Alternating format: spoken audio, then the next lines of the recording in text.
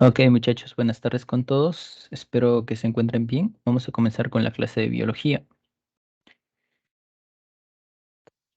¿Está todo ok? Y comenzamos.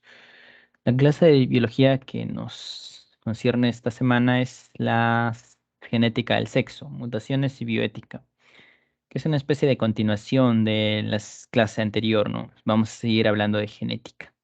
Así que comenzamos.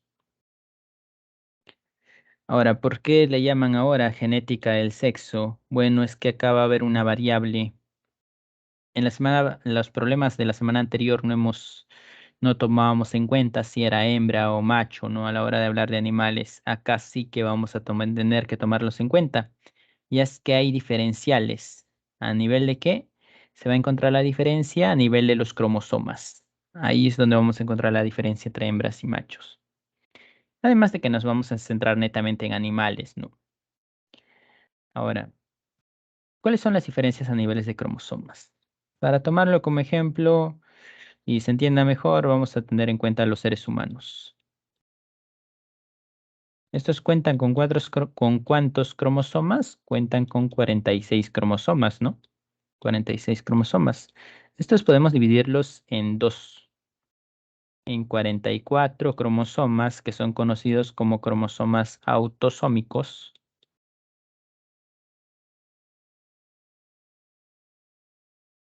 y en dos cromosomas que son conocidos como cromosomas sexuales. ¿Por qué se llaman cromosomas sexuales? Porque si es hembra o si es macho, va a ser diferente. Por eso se llaman cromosomas sexuales. Porque se va a encontrar de manera diferente en hembras y en machos. Mientras que los otros, los cromosomas autosómicos, se van a encontrar de la misma manera, sea hembras o sean machos. Sabemos que en los cromosomas se encuentran los genes, ¿no? Los alelos que tanto hemos mencionado. Bueno, en esta llamada herencia que va a tener que ver con el sexo, los alelos se van a encontrar en estos cromosomas sexuales, en los cuales encontramos a la llamada XX, si se trata de mujeres, y el llamado XY, si se trata de varones. Lo tenemos acá, ¿no? XX para mujeres y XY para varones. Las mujeres van a presentar dos cromosomas X, mientras que los varones van a presentar un cromosoma X y un cromosoma Y. Bien, ¿cómo se producen estos cromosomas sexuales? Entonces, tengamos lo siguiente, una mujer y un varón. Esto, recuerden el tema de gametogénesis, esta es la llamada ovogonia, ¿no? Y esta es llamada espermatogonia, es decir, una célula grande de la cual se van a producir los gametos. Estas células son diploides, ¿no? Diploides significa que presentan a los 46 cromosomas. Ahora tienen que pasar por una etapa, ¿no? Una etapa conocida como meiosis, en la cual se van a producir los gametos, ¿no? Ya que los gametos, ¿por qué se caracterizan? Porque tienen la mitad de cromosomas, ¿no? Por ejemplo, acá se produce la meiosis y se obtiene la mitad de cromosomas. En cuanto a lo que son los óvulos, solo van a tener, como son dos cromosomas X, ¿por qué están juntos acá los cromosomas X? Porque ambos son cromosomas homólogos. Y los cromosomas homólogos, recuerden, en la meiosis se separan, ¿no? Y es por eso que posmeiosis se separan y vamos a tener a partir de esa célula un óvulo con cromosoma X y un segundo óvulo con cromosoma X, ¿no? En otras palabras, todos los óvulos van a tener un solo cromosoma X, eso en condiciones normales. ¿Qué pasa acá? Ocurre la meiosis. ¿Qué obtenemos? Obtenemos un espermatozoide, pero acá hay un espermatozoide con cromosoma X y un espermatozoide con cromosoma Y. Estos iguales son haploides, ¿no? A partir de acá surgen ciertos términos, como por ejemplo, se dicen que las mujeres, ya sea estamos hablando de seres humanos o que estemos hablando de hembras en mamíferos, son homogaméticas. Homogaméticas, gaméticas de gameto, homo iguales. ¿Qué significa esto? Que todos sus gametos son iguales en cuanto a cromosomas sexuales. Todos sus gametos, todos los óvulos que se produzcan van a tener un solo cromosoma X, van a tener al cromosoma X. No va a haber diferencia a nivel del cromosoma sexual. Por eso se llama homogamético. A las mujeres se le dice homogaméticas. En cambio, a lo que son los varones, se le dice hetero, heterogaméticos. ¿Por qué heterogaméticos? Bueno, como ven, los gametos acá sí son diferentes a nivel de cromosomas sexuales. Va a haber espermatozoides con cromosoma X y va a haber espermatozoide con cromosoma Y. Un varón produce millones de espermatozoides, ¿no? Y estos no hay ni más X ni más Y. ¿Qué significa? La mitad va a presentar al cromosoma X y la mitad va a presentar al cromosoma Y. Mitad y mitad, mitad de cada uno, por eso se le llama heterogaméticos. Estos son los gametos, entonces, si lo vemos desde el punto de vista de cromosomas sexuales. Ahora, ocurre la fecundación y se produce el cigoto, ¿no? El óvulo se une, si se une al óvulo el espermatozoide que tiene el cromosoma X, entonces se van a juntar y vamos a tener dos cromosomas X.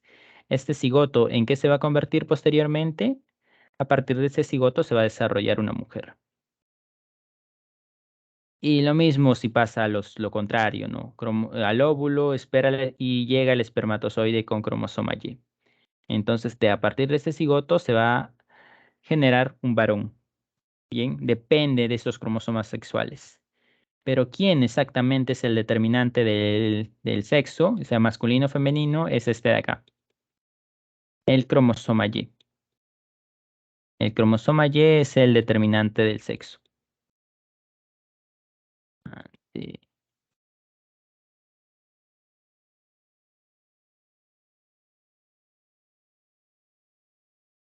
¿Por qué? Porque si se encuentra, se va a desarrollar un varón. Y si no se encuentra, se va a desarrollar una mujer. Por eso se dice que el cromosoma Y. Porque ese es el diferencial al fin y al cabo, ¿no? En cambio, el cromosoma X, la mujer tiene dos y el varón también tiene un cromosoma X. En cambio, el cromosoma Y solo se encuentra en varones. Y esto es porque el cromosoma Y tiene algo llamado gen determinante testicular.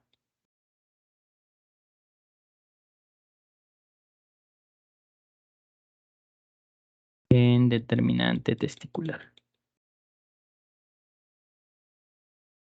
¿Eso qué significa? Que es el gen que va a encargarse del desarrollo de los testículos.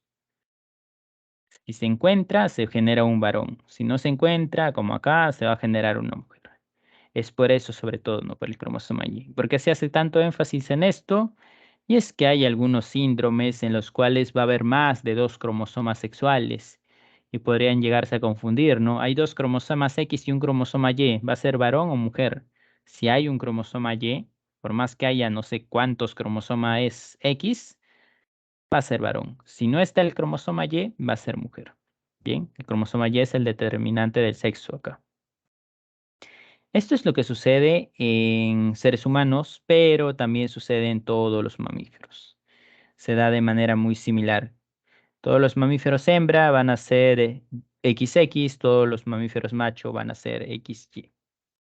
No es el único sistema que tenemos que recordar otro también, como cuál, por ejemplo. En aves. En aves vamos a cambiar de letra. ¿Por qué? Porque en aves pasa lo opuesto que en mamíferos. Es que vamos a tener lo siguiente. En mamíferos las hembras son XX. En aves, en cambio, los machos son XX. Acá los machos de mamíferos son XY. Acá las hembras de aves son XY. Pero para no confundirse es que no pusieron XX y XY también, sino que cambiaron de letra. Acá le pusieron ZZ, que la Z hace referencia a la X. Y vamos a borrar mejor. La Z hace referencia a la X. Y acá ZW. Y W hace referencia a la Y. De tal manera que las aves hembra, las aves hembras son ZW. Y las aves macho son ZZ. Recuerden, respecto a los cromosomas sexuales, las aves son lo opuesto de mamíferos. Y a partir de acá pueden surgir varias preguntas, ¿no? Si te dicen, las hembras de las aves son heterogaméticas, y lo cual sería verdadero, ¿no? Las hembras de las aves son heterogaméticas. Las hembras de los machos, no. Las hembras de los mamíferos, no. Las hembras de los mamíferos son homogaméticas. Es lo contrario. Bien, esas son entonces las aves. En los insectos, esto es algunos insectos, ¿no? Como los saltamontes, por ejemplo, en el cual es diferente a los otros dos. Acá las hembras sí son iguales a las hembras de mamíferos, XX. Las hembras sí son iguales respecto a cromosomas sexuales. Acá la diferencia es el macho, que es X, esto no es O, X0. ¿Y X0 qué significa? ¿Por qué este cero? Porque los machos solo tienen un cromosoma sexual. Un cromosoma sexual. ¿Por qué ponen este cero al costado de la X? Este cero representa la ausencia de un segundo cromosoma, ¿no? Ya que en la mayoría tienen dos cromosomas sexuales. En cambio acá no. Acá el macho tiene solo un cromosoma sexual, que es el cromosoma X. Así que esto es lo que nosotros vamos a encontrar en insectos. Y estos son los tres sistemas que vale la pena recordar. Bien, pasamos a la siguiente diapositiva, si es que no hay alguna pregunta.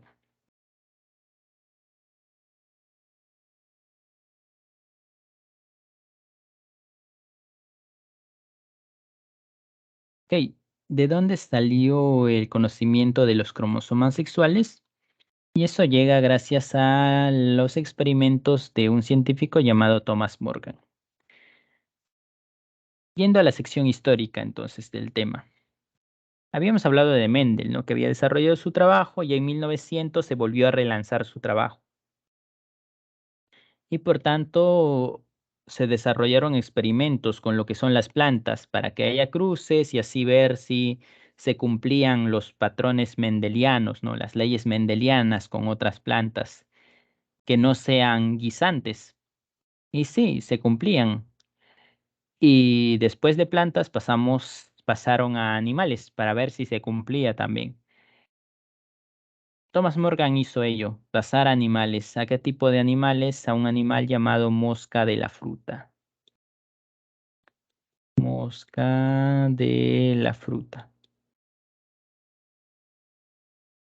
Que no es la mosca convencional que conocemos, sino es otra, cuyo nombre científico es este de acá. Drosophila melanogaster. Él trabajaba con estas moscas. ¿Y por qué moscas? Porque es más sencillo. No vas a trabajar con perros, gatos. ¿Por qué? Porque al realizar los cruces es más difícil y toma mucho tiempo. En cambio, acá necesitas rapidez. Las moscas, al realizarlo el cruce a los días, ya están naciendo las crías y tú puedes verificar características.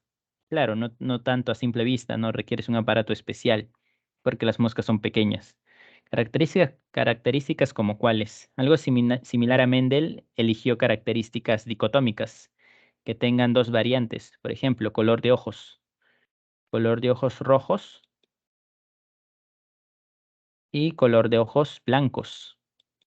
Alas cortas, alas rizadas, cuerpo amarillo, cuerpo ébano. Y acá también aparece el concepto de dominante y recesivo. Por ejemplo, respecto a color, ¿cuál era lo dominante? El color rojo. Dominante, el color rojo. Mientras que al color blanco era el recesivo. Y acá lo mismo, dominante, recesivo, dominante, recesivo. Es así que él realizaba los cruces. Y a la hora de evaluar las características de las moscas hijas, no se cumplían las leyes mendelianas. No se cumplían las leyes mendelianas, no era lo mismo que con guisantes. Y la pregunta es ¿por qué?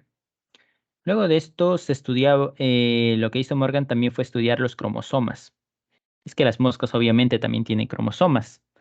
para saber cuál era la diferencia, ya que había encontrado un factor más. No se cumplían las leyes mendelianas y el color de los ojos, en este caso, dependía de que si era un macho o si era una mosca macho o si era una mosca hembra. Había esa diferencia. Es así que al analizar los cromosomas, se da con la sorpresa de que hay un par de cromosomas que van a ser diferentes entre moscas hembras y moscas machos. Y esos son los cromosomas sexuales, ¿no? Ese par de cromosomas. ¿Cuáles son los cromosomas sexuales de las moscas?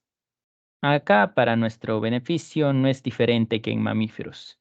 Los cromosomas sexuales de una mosca hembra es XX y los cromosomas sexuales de una mosca macho es XY. Él al observar sus cromosomas se encuentra, ¿no? Que hay una diferencia, que las hembras presentan dos cromosomas X y los machos presentan un cromosoma, solo un cromosoma X y un cromosoma Y. Y es así que se hace la pregunta. Estas características dependen de alelos, ¿no? Y hemos visto que los alelos se encuentran en los cromosomas. Hay un gráfico que lo explica en la clase anterior. Los alelos tienen un sitio específico, un locus. Es así que se pregunta, ¿y qué tal si el locus de los alelos se encuentra en un cromosoma de estos dos? ¿En cuál debería ser? Si se encontraría en Y, solo lo tendrían los machos, ¿no? Porque las hembras no tienen Y. Así que él se pregunta, ¿qué tal si el alelo se encuentra en el cromosoma X? Es así que vamos a tener lo siguiente. Ponemos acá el cromosoma X, ponemos acá el cromosoma y ponemos que el alelo se encuentre acá,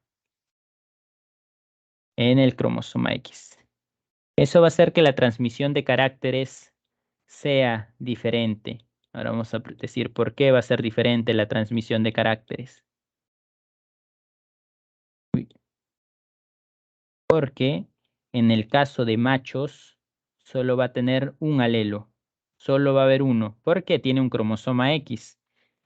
En cambio, en el caso de hembras va a haber dos alelos y eso hace que la transmisión de caracteres sea distinta, porque en las hembras hay dos alelos, los cuales tienen que pasar a lo que es las crías, a las moscas hijas, y en el caso de machos hay un solo alelo, el cual igual tiene que pasar a las moscas hijas, ¿no? Y en el caso de moscas hijas también va a depender si estamos hablando de machos o si estamos hablando de hembras. Es así que nace el concepto, ¿no? De herencia ligada al sexo. Y ahora sabemos que esta herencia ligada al sexo, ¿qué tiene que ver? Tiene que ver a genes que se encuentran en el cromosoma X.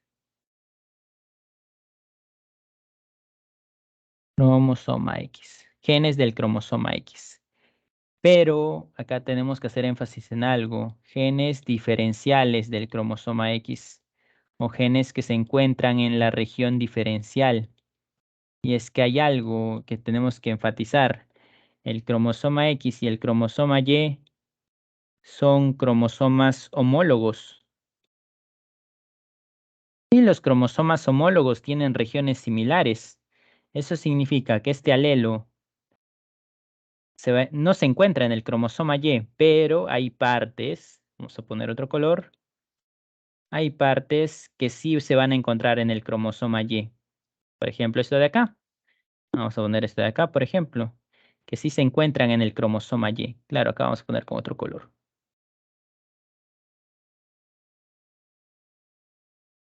Hay partes del cromosoma X que sí se encuentran en el cromosoma Y. ¿Y a eso cómo se le llama? Bueno, vamos a poner acá. Eso se le llama regiones homólogas.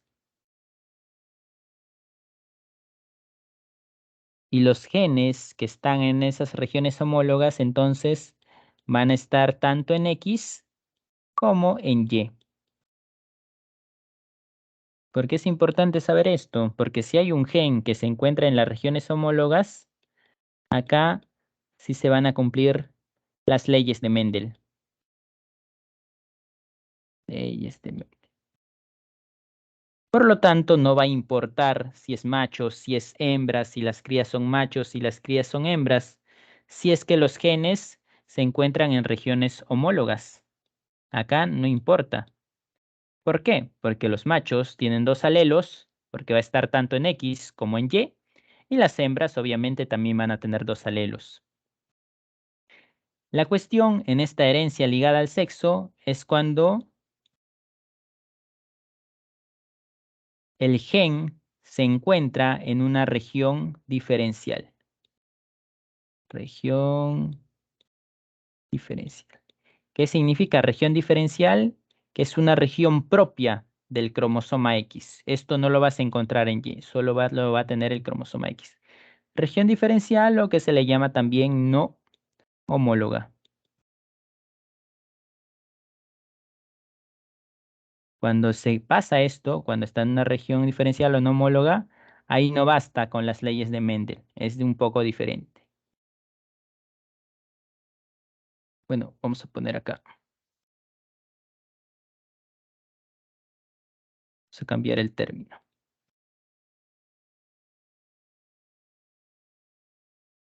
Acá se cumple la genética mendeliana. Es decir, la manera en la cual nosotros hemos resuelto los problemas la semana pasada era porque los genes se encontraban o en cromosomas autosómicos o en regiones homólogas de cromosomas sexuales, ¿no? Hembra o macho tenía un par de alelos, por lo tanto se podría resolver normalmente. Acá no va a pasar esto, porque en el caso de las moscas al menos, los machos tienen solo un alelo y las hembras tienen dos. Así que acá hay que tener en cuenta los cromosomas en los cuales se encuentran, ¿no? Como el cromosoma X. Bien, que recuerden, herencia ligada al sexo es cuando los genes están en el cromosoma X, pero no en cualquier parte, sino en la región diferencial del cromosoma X. Ahí es cuando se habla de herencia ligada al sexo. Y este gen, por ejemplo, para el color de ojos de las moscas, ¿dónde se encontraba? En una región diferencial para el cromosoma X. Lo mismo el gen para las alas, lo mismo el gen para el color del cuerpo. ¿Ok? Por eso Morgan no encontraba los mismos resultados que Mendel, porque era diferente. Acá se encuentra en un cromosoma sexual. Y a continuación veremos entonces cómo se resuelve o cómo él visualizaba dichas características. Pasamos a la siguiente diapositiva.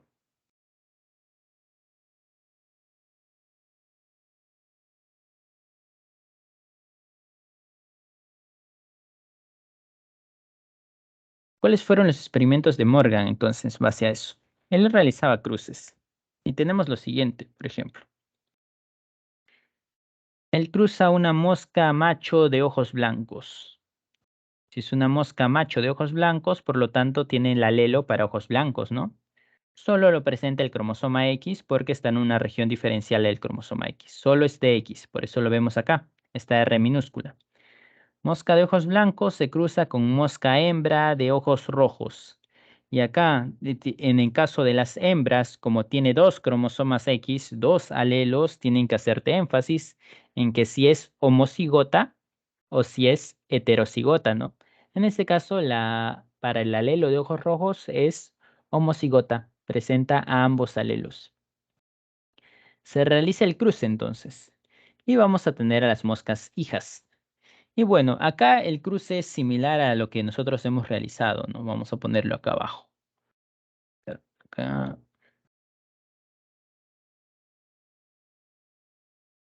¿Qué tenemos? Separamos a los alelos, claro, con su respectivo cromosoma, ¿no? Algo así. Son las hembras, los alelos de las hembras, y acá separamos los alelos del macho. Claro, solo tiene un cromosoma X. Y acá ponemos el cromosoma Y. Ahora juntamos. Acá juntamos y vamos a tener lo siguiente.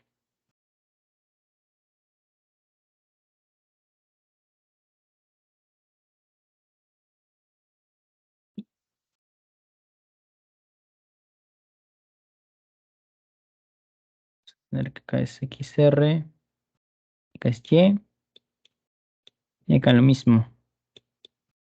Y estos de acá son estos de acá, ¿no? ¿Qué sucede? Acá igual, con las crías tenemos que tener en cuenta el sexo. Nos preguntan, un macho, una mosca macho de ojos blancos se cruza con una hembra de ojos rojos homocigota. ¿Cuál es el porcentaje de moscas macho con ojos blancos? Y el porcentaje es 0%, ¿no? Porque todas las moscas macho van a salir de ojos rojos. ¿Cuál es el porcentaje de moscas hembra de ojos rojos? Va a ser 100%. Y en este caso hay que hacer mucho énfasis en lo que nos preguntan, ya que nos pueden preguntar de las moscas hijas en general o de un determinado sexo de las moscas hijas, ¿no? Siempre hay que hacer mucho énfasis acá. En este caso, estos dos, ¿cuáles fueron? Fueron los progenitores, ¿no? Y estos de acá, ¿cuáles serán? Serán la llamada F1, ¿no? Es así que en la F1 todas las moscas hembra son iguales, todos los moscas macho son iguales. Agarramos una de cada uno y realizamos el cruce. A través de ese cruce que se obtiene el F2. Acá lo mismo, ¿no? Dividimos alelos y luego los juntamos. Y a partir de acá nos pueden salir preguntas, ¿no? Incluso nos pueden preguntar primero, si los progenitores son moscas macho de ojos blancos, una mosca macho de ojo blanco y una es mosca hembra o mocigota, ¿cuál es el porcentaje de moscas macho con ojos blancos en la F2? O sea, pueden pasar directamente a la F2 y sabemos, ¿no? Por defecto, la F2 es producto de la F1 y la F1 es producto de los progenitores, ¿no? Nos pueden obviar lo de la F1, pero ya sabemos de dónde sale la F2, de la F1 y esta a su vez de los progenitores. En el caso del F2 que encontramos, que si nos preguntan específicamente por machos, la mitad de los machos va a tener ojos blancos, la otra mitad ojos rojos, obviamente, y respecto a las hembras, todas las hembras van a ser de ojos rojos. Acá tenemos otro tipo, un segundo experimento con distintas características, ¿no? Mosca macho de ojos rojos, mosca hembra de ojos blancos, que se obtiene en la F1. Bueno, en la F1 se obtiene mosca hembra heterocigota de ojos rojos. Acá hay que hacer énfasis también en algo que se le llama heterocigota, pero también se le conoce como portadora. Acá sí vamos a encontrarnos con el término portadora constantemente. Se cruza la F1 y obtenemos la F2. Nos preguntan cuál es el porcentaje de moscas hembra que van a ser de ojo blanco, 50%. Mosca macho de ojo blanco, 50%. Moscas hijas en general, en la F2, el 50% va a ser ojo blanco y el 50% va a ser ojo rojo. Bien, pasamos a la siguiente diapositiva, si es que no tienen alguna pregunta hasta ahí.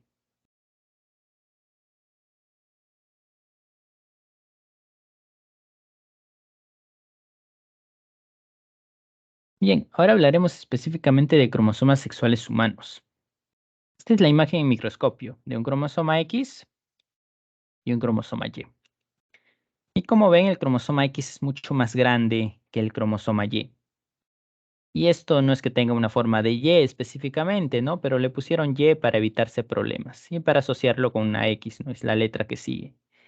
Esto, cromosomas, ¿a quiénes pertenecen? Pertenecen a un varón, ¿no? Porque es cromosoma X y un cromosoma Y. En el caso de mujeres tiene estos dos, este mismo cromosoma, pero por dos, ¿no? Presentan dos cromosomas X. Y a partir de aquí puede surgir una pregunta. En el caso de mujeres presentan dos cromosomas X. El cromosoma Y es mucho más pequeño que el cromosoma X.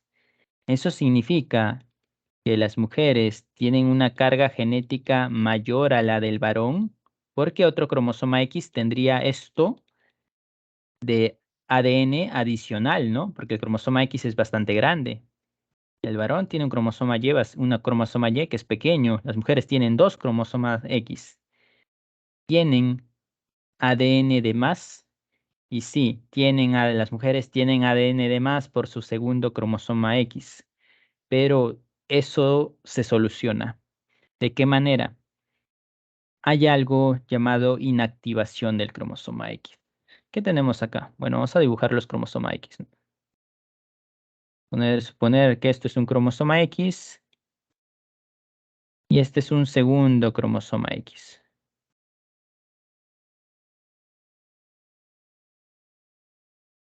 Tiene ADN de más, pero esto tiene que ser solucionado. ¿De qué manera? Desactivando. Y es que, ¿qué sucede? en el el momento mismo de la fecundación, antes de que siquiera sea un feto o un embrión, las células de las mujeres tienden a desactivar. ¿Desactivar qué cosa? Desactivar uno de los cromosomas X. Y acá vamos a poner el color azul. Lo desactivan parcialmente, no lo desactivan todo, vamos a poner así. Que desactiven esto de acá. Y que igual acá desactiven esto de acá. ¿Por qué se desactiva? Se desactiva por compensación genética, para que la cantidad de genes entre un varón y una mujer sea lo mismo. Tiene un cromosoma más grande, que es el segundo cromosoma X, sí, pero la cantidad de genes va a ser la misma. ¿Por qué? Porque esto se va a desactivar. A esto vamos a ponerlo inactivación del cromosoma X. Uy, vamos a poner acá. Inactivación. El cromosoma X. ¿Cuál es la razón de la inactivación del cromosoma X? Compensación genética. Compensación genética. Y es que no puede haber más genes en una mujer que en un varón. Eso podría ser perjudicial no para uno, para otro, para ambos. Podría ser perjudicial para ambos. Es por eso que esto es un mecanismo evolutivo, no solo es en seres humanos, sino en todos los mamíferos se da, para que la cantidad de genes sea iguales en ambos. Sí, tiene ADN de más porque presenta un cromosoma grande, mucho más grande que el de los varones, pero se termina inactivando. Ahora, este cromosoma inactivo tiene un nombre porque se puede visualizar en el microscopio. ¿Cómo se llama este cromosoma inactivo? Y este nombre vale la pena recordarlo. Se llama corpúsculo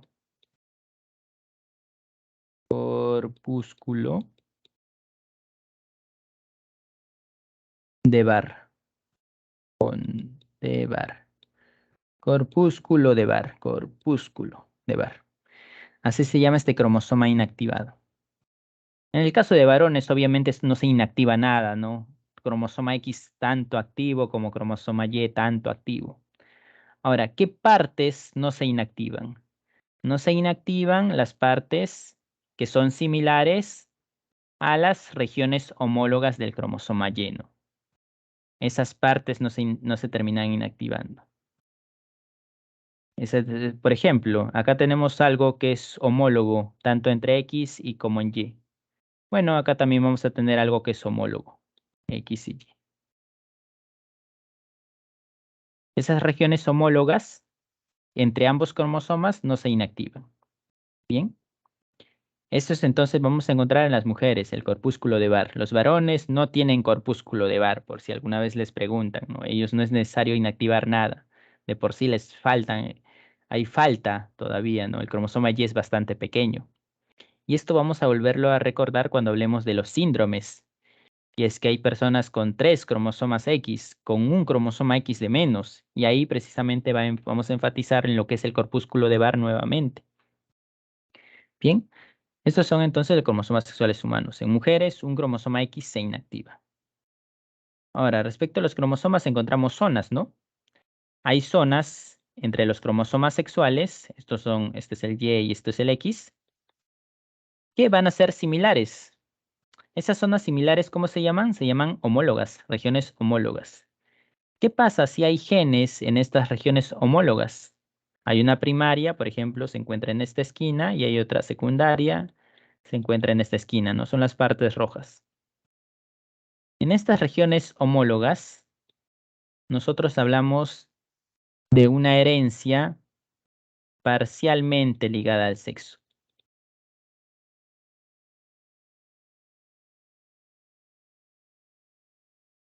Parcialmente ligada al sexo. Y es que, ¿qué significa esto? Los genes sí están en cromosomas sexuales, X o Y, pero sea varón, si es varón va a presentar 2 alelos, porque esta región está tanto en X como en Y.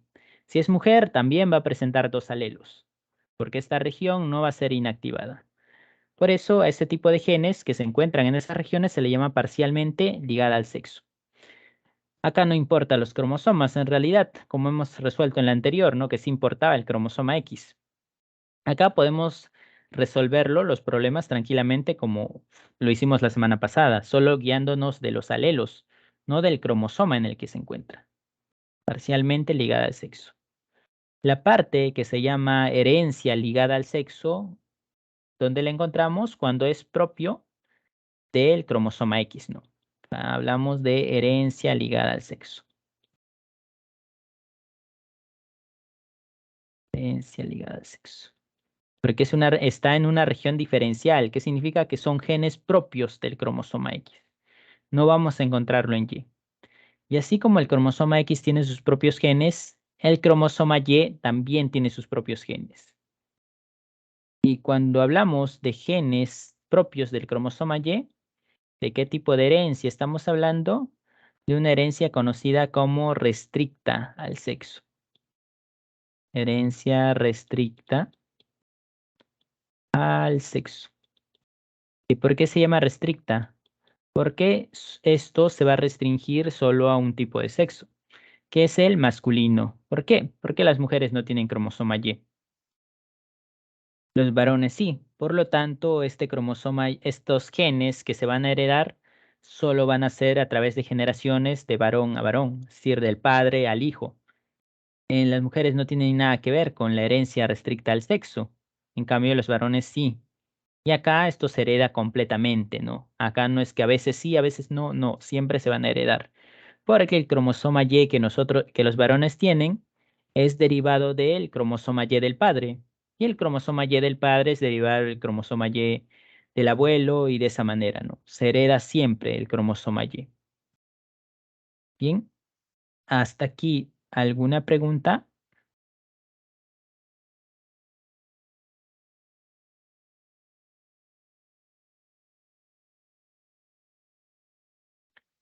Parece que no. Pasamos a la siguiente diapositiva.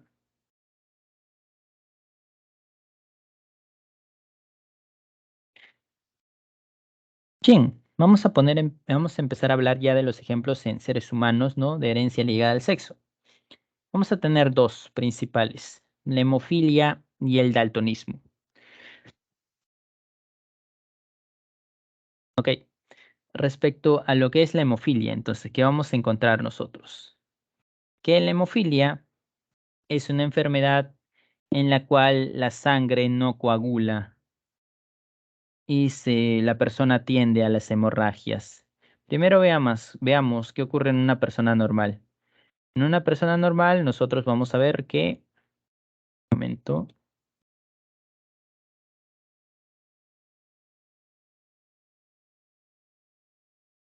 en una persona normal, cuando nosotros sufrimos algún tipo de daño o un tipo de corte, va a empezar a salir sangre. ¿Esto por qué?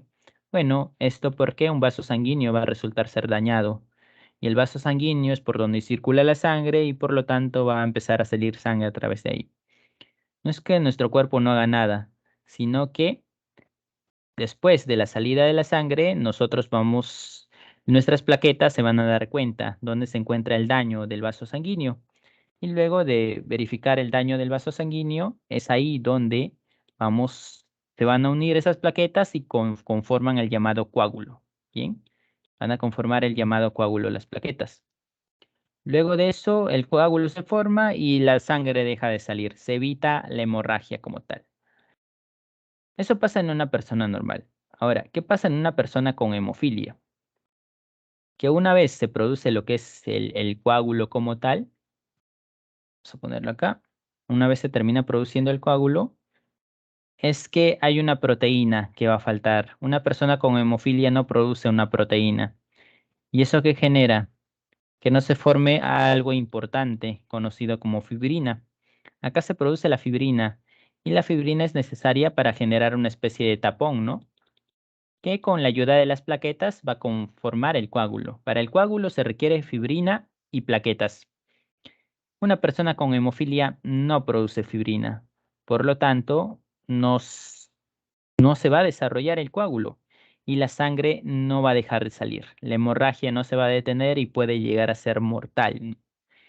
En la actualidad existe medicamentos que precisamente son la proteína faltante para que la persona desarrolle coágulos y evite la hemorragia y de esa manera no se muera desangrado. Esta enfermedad es la hemofilia, la que alguna vez se la llamó como enfermedad de la realeza, porque era propia de monarquías. ¿Qué monarquía? Bueno, en cuestiones históricas se sabe que la reina Victoria, por ejemplo, la primera reina de Inglaterra, tenía el gen de la hemofilia, pero como veremos acá, ella era portadora, o sea, no era hemofílica, tenía el gen de la hemofilia. Claro que en el momento de tener sus hijas al casarse e irse a otros reinos, bueno, a otras monarquías, que en ese entonces era España, por ejemplo, era Rusia, tenían hijos y los hijos ya eran hemofílicos, ¿no? Y de esa manera la enfermedad se transmitía. Las mujeres acá no eran hemofílicas, porque es muy poco frecuente que una mujer sea hemofílica, ¿no? Es necesario que presente a los dos alelos, pero en los varones ya es 50-50, es decir, aumenta la probabilidad. ¿Qué tenemos acá entonces para los posibles genotipos? Para mujeres hay 3 genotipos. Para varones hay 2 posibles genotipos. ¿Cuáles son? ¿Qué presenta el alelo normal? ¿Qué presenta al alelo normal, a los 2 alelos normales? Y pues, obviamente va a ser normal para la hemofilia. Lo otro va a ser que presente un alelo normal y un alelo para la hemofilia. Acá el dominante es el alelo normal. Por lo tanto, la mujer no va a ser hemofílica tampoco. Acá es hemofílica cuando presenta a los 2 alelos para la hemofilia. Ahí recién es hemofílica.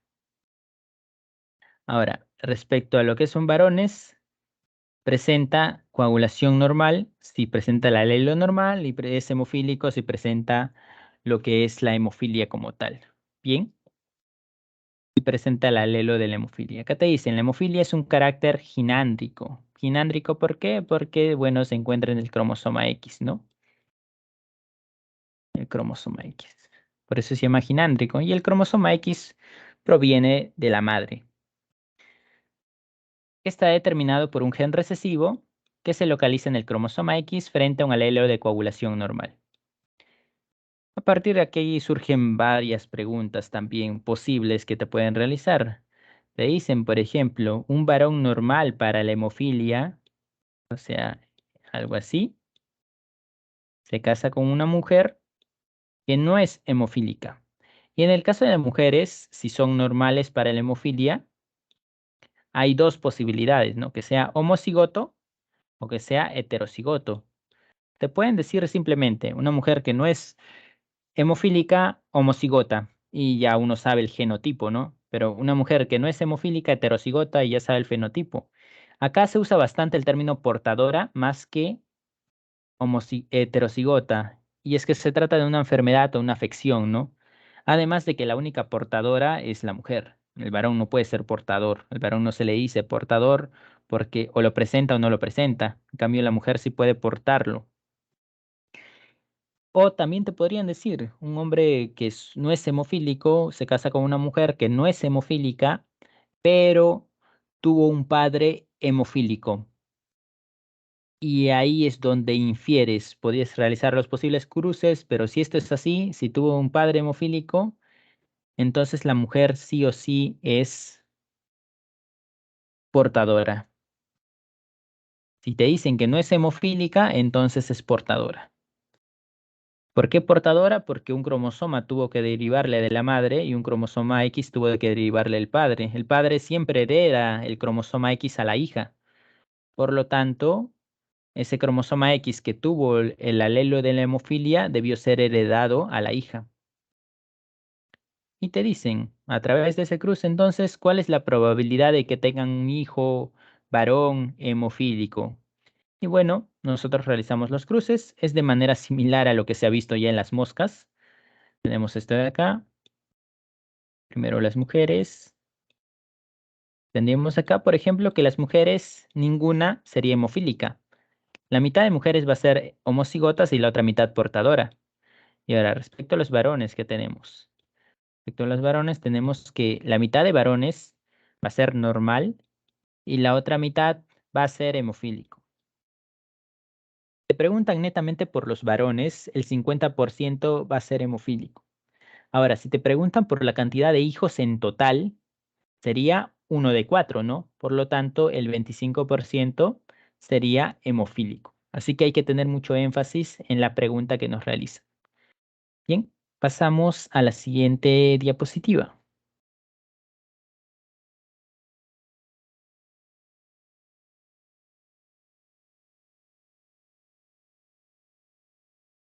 Herencia ligada al sexo en humanos, daltonismo. Esta es la manera de resolver este problema, es casi idéntica a lo que es la hemofilia, ¿no? Bueno, ¿qué es daltonismo? Daltonismo es el no reconocimiento de colores. Esto quizá es menos grave que la hemofilia, ya que la hemofilia puede llegar a ser mortal. Esto un poco más indirecto, ¿no? La persona no reconoce los colores. ¿Qué colores? Rojo y verde. Si eres una persona que no es daltónica, verás este globo de color verde, este globo de color rojo y este globo de color rosado. De esto, ¿quién es responsable? De esto son responsables los conos, esos receptores que se encuentran en nuestra vista. Hay una proteína que las personas daltónicas no producen y que es importante para los conos, de tal manera que al no producirla, los conos no trabajan bien. ¿Qué sucede? No reconoce colores rojo y verde y obviamente todos los matices del rojo y el verde, ¿no? Y las combinaciones posibles. Una persona daltónica, por ejemplo, ve a este globo rosado como un globo gris. Ve este globo amarillo, bueno, este globo verde como un globo amarillo y este globo rojo como un globo amarillo un poco más intenso. De esa manera ve una persona daltónica. Obviamente tiene podría tener bastante problemas a futuro, como no poder conducir por no saber reconocer los colores del semáforo. El nombre daltonismo viene del científico Dalton, el cual formuló uno de los primeros modelos atómicos que se conoce. Y él donó sus ojos a la ciencia, ¿no? Para que averiguaran de qué trataba la enfermedad. Y se descubrió ello, ¿no? Que esto es por el no funcionamiento de algunos conos. Bien, el daltonismo, al igual que la hemofilia, es debido a un alelo recesivo. Ya acá vemos, ¿no? Los posibles genotipos. Obviamente, si presentan los alelos normales, la mujer va a tener visión normal. En el caso del varón, lo mismo.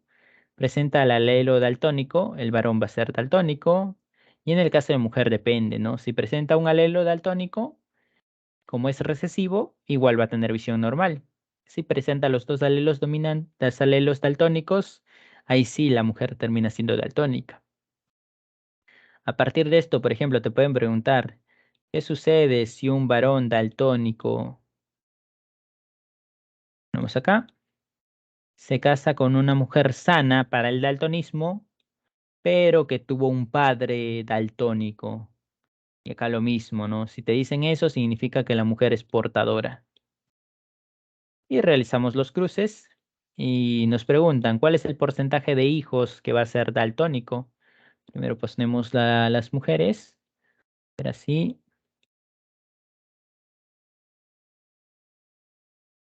y bueno, esto lo pondremos abajo. En respecto a los varones, tendremos esto y esto. Preguntan el porcentaje de hijos en total que es daltónico, sería 50%.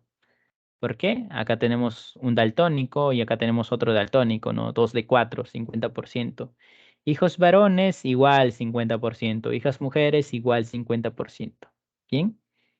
Se resuelve de manera idéntica a lo que es la hemofilia. Pasamos a la siguiente diapositiva.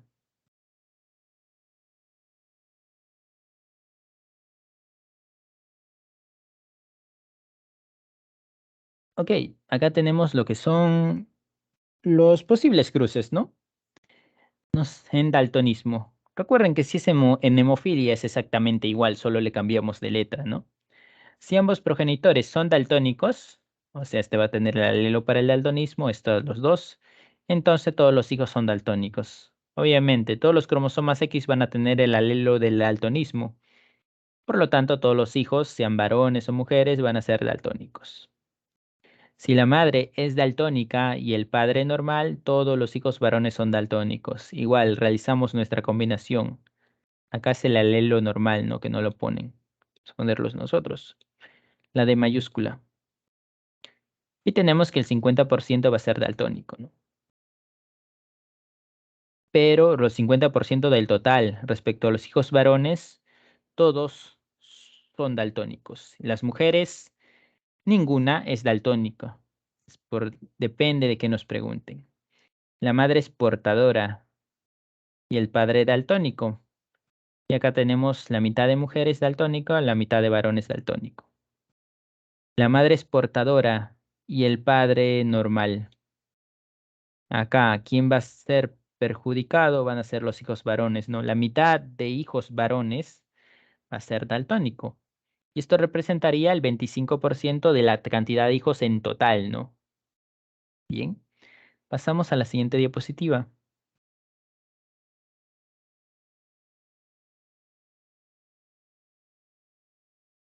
Hemofilia. Y bueno, este es un poco más de lo mismo. Madre portadora, padre no afectado. ¿Qué pasa si un padre normal para la hemofilia se casa con una madre portadora para la hemofilia? ¿Qué vamos a tener? Vamos a tener que va a haber un grupo que son los hijos varones. La mitad de hijos varones va a ser hemofílico. Bien. Y el resto va a ser normal. Tenemos la mujer, entonces, y cómo se separan los alelos, ¿no? Una mujer normal, ¿qué va a presentar? Va a presentar solo óvulos u ovocitos con el alelo normal en el cromosoma X. Mientras el varón, que es hemofílico, al separarse los cromosomas, unos gametos va a presentar el cromosoma y otros al cromosoma X con el alelo de hemofilia. Bien, pasamos a la siguiente diapositiva.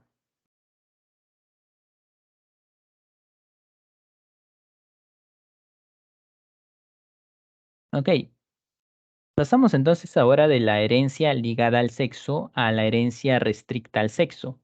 Y como se había mencionado, esto tiene que ver con el cromosoma Y, ¿no? Se usa el término holándrico porque el cromosoma Y se hereda siempre. ¿Entre quién? Entre varones. Y como menciona acá, solo los varones son afectados porque solo ellos presentan o nosotros presentamos los cromosomas Y. Mientras que en el caso de mujeres, las mujeres no presentan cromosoma Y, por lo tanto no resultan afectadas. Acá no hay ni portadoras ni nada. Acá solo se heredan entre varones. Bien. Este es un ejemplo de una característica, no es ni una enfermedad ni nada, ¿no? Esta característica se conoce como voy a ponerlo acá, hipertrico, trico cabello, tricosis auricular, por ejemplo. Hipertricosis auricular, en la cual los varones presentan exceso de vello cerca a las orejas. Claro, esta no es una afección característica que podamos encontrar cerca a estos lares, sino ya es propia más de las regiones de Asia occidental, por ejemplo, ¿no? En el Tíbet o cerca a la India, etcétera, ¿no? Por esas regiones. Esta es la herencia entonces restricta al sexo. Pasamos a la siguiente diapositiva.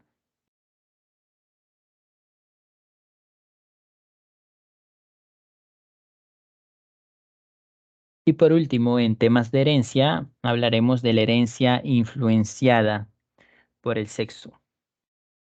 ¿En qué consiste esto? En que los alelos van a encontrarse no en cromosomas sexuales, sino van a encontrarse en los cromosomas autosómicos.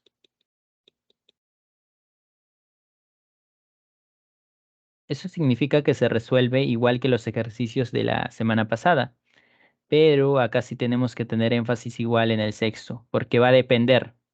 El fenotipo depende de si es varón o si es mujer. No es lo mismo. Fenotipo acá depende del sexo, si es varón o si es mujer. ¿Por qué? Por las hormonas. No son las mismas hormonas que se producen en un varón, en una mujer, ¿no? Es así que las hormonas van a tener un rol en el fenotipo resultante. El más conocido de todos estos, ¿cuál va a ser? La calvicie. Y es que la calvicie es dominante o recesiva. Y eso depende, porque va a ser dominante en varones y va a ser recesiva en mujeres. Acá ponemos entonces lo siguiente. Vamos a ponerle la C mayúscula a la calvicie. Este va a ser el alelo de la calvicie, la C mayúscula. Y este va a ser el alelo de la cabellera normal. Eso significa que la calvicie es dominante y, como les repito, es dominante en varones. En mujeres vamos a ver que no. Tenemos entonces tres posibles genotipos, perdón, y dos posibles fenotipos, la calvicie y la cabellera normal. Obviamente, si se presentan los dos alelos de la calvicie, sin importar si es varón o mujer, va a ser calva, va a tener esa tendencia a que se caiga el cabello, sin importar si es varón o mujer, porque tiene los dos alelos de la calvicie.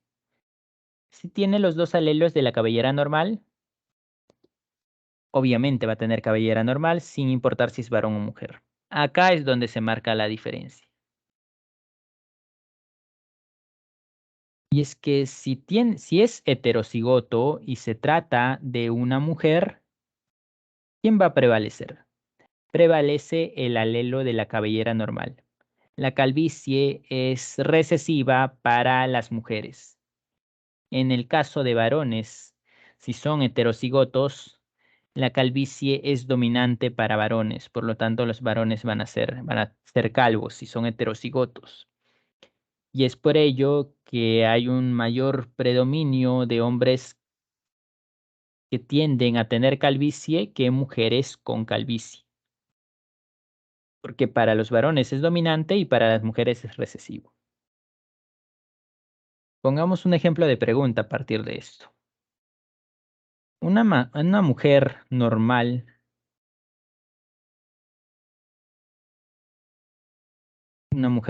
pongamos acá, pero cuya madre fue calva, podríamos decir, una mujer normal, pero cuya madre fue calva, ¿eso qué significa? Que la mujer es heterocigota. O te podrían poner de frente una mujer heterocigota para la calvicie, ¿no? Vamos a poner acá, como es mujer, es esto de acá. Se casa con un varón que resulta ser normal, vamos a poner normal para la calvicie, o tiene cabellera normal. Eso significa que va a ser esto de acá, ¿no?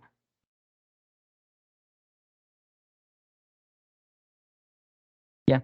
Entonces, ¿qué hacemos? Lo mismo, separamos alelos y los volvemos a juntar. Y vamos a tener lo siguiente. Vamos a tener esto de acá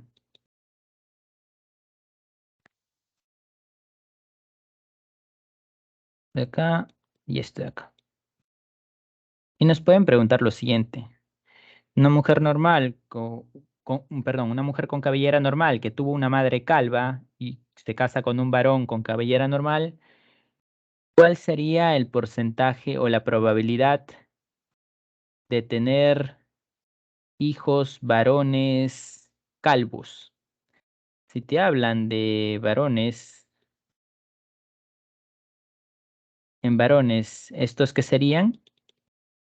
Heterocigotos, ¿no? Por lo tanto, estos van a ser calvos. Y estos van a presentar a la cabellera normal. Si hablan netamente de varones, el 50% debería tener cabellera normal y el 50% un problema con la calvicie. Ahora, si te preguntan, ¿cuál es la probabilidad de que presenten hijas mujeres con calvicie? ¿Qué pasa en las mujeres? Que estos obviamente van a ser normales, pero estas, para en caso de mujeres, también van a ser normales, porque la calvicie para las mujeres es recesiva. Por lo tanto, en caso de mujeres va a haber un 0% de probabilidad de que resulten calvas. Bien, es así que hay que hacer mucho énfasis acá en que si son varones o mujeres. ¿Esto de qué deriva? Bueno, ¿por qué ocurre así? Por la presencia de hormonas, como el caso de la testosterona, por ejemplo, ¿no? Los varones presentan testosterona, en cambio las mujeres no. Esa diferencia marca que en uno sea recesivo y en otros no. Bien, pasamos entonces a la siguiente diapositiva, si es que no hay alguna pregunta hasta acá.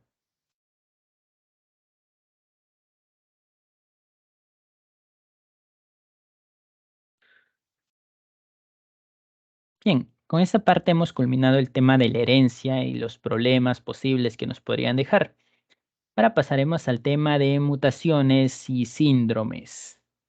Mutaciones, ¿qué es una mutación? Una mutación es un cambio poco frecuente.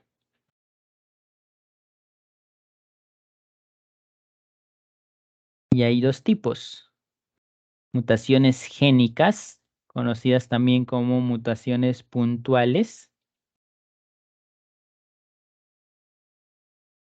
¿Y en qué consiste?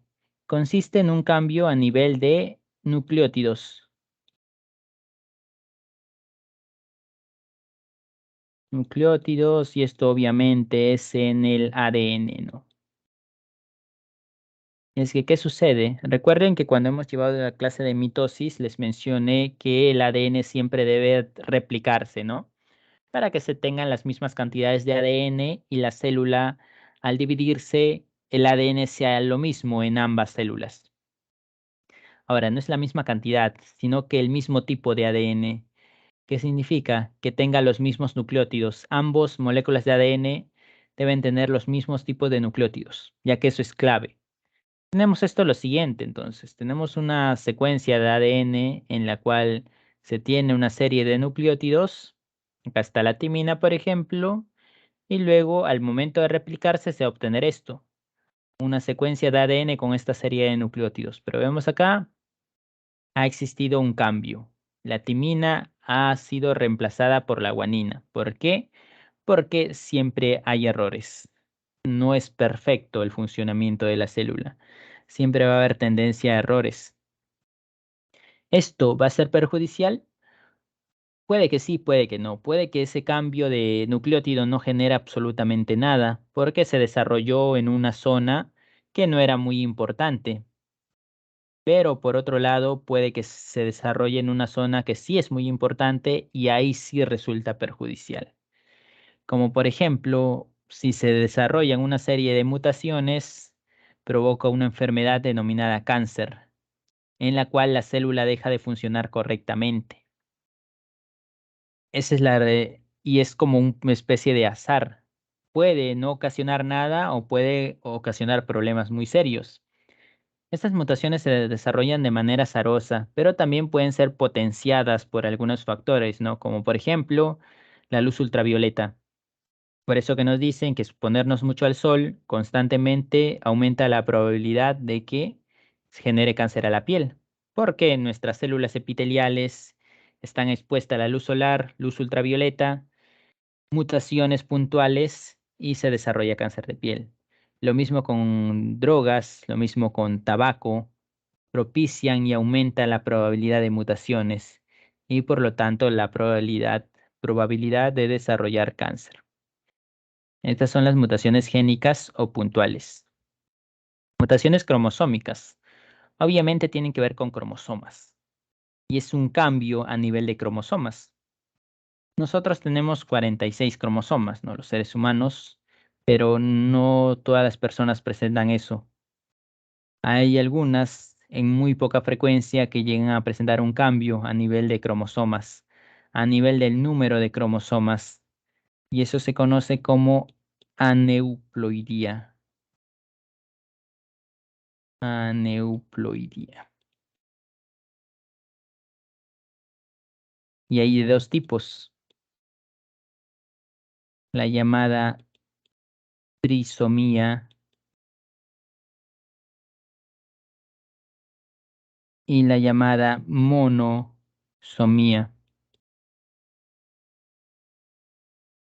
Veamos acá.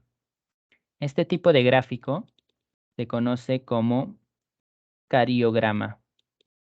Cario, que significa núcleo, pero es un prefijo que está asociado a cromosomas también. Cariograma.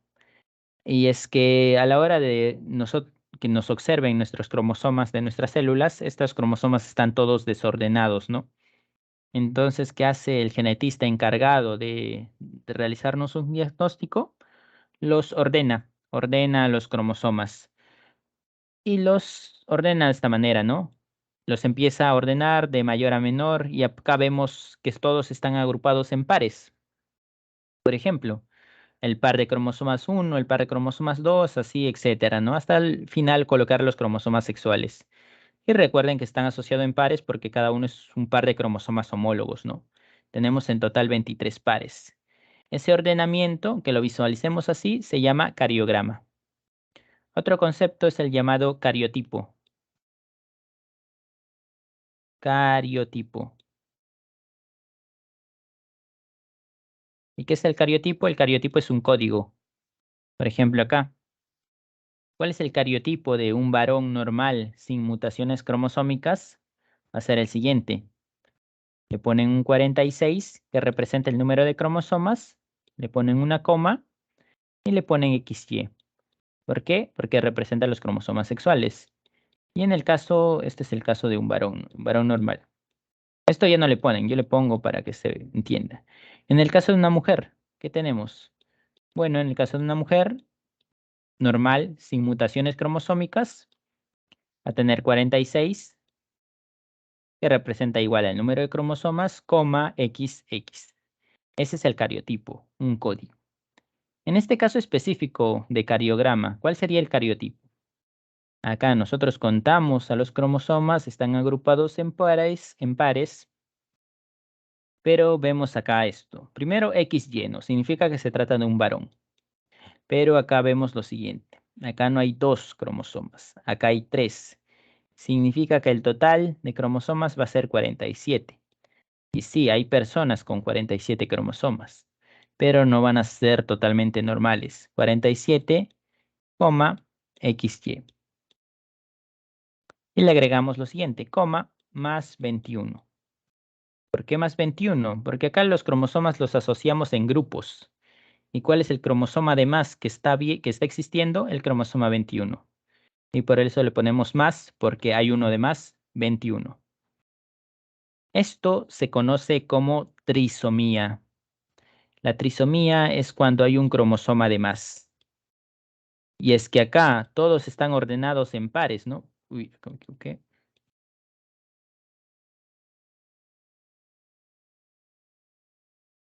Uno de más. Acá todos los cromosomas están agregados en pares, ¿no? Pero acá en el sitio 21 no hay 2, hay 3. Por eso se le llama trisomía. Y en cambio en monosomía es cuando falta un cromosoma. Entre uno de esos pares va a faltar un cromosoma. Por ejemplo, acá vemos, vamos a ver, hay algunos donde no hay 2 cromosomas, sino solamente hay uno. ¿Cómo se le llama? Se le llama monosomía.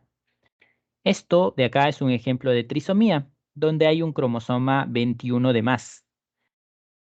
Tiene un nombre esto de acá, un nombre, y es el de síndrome.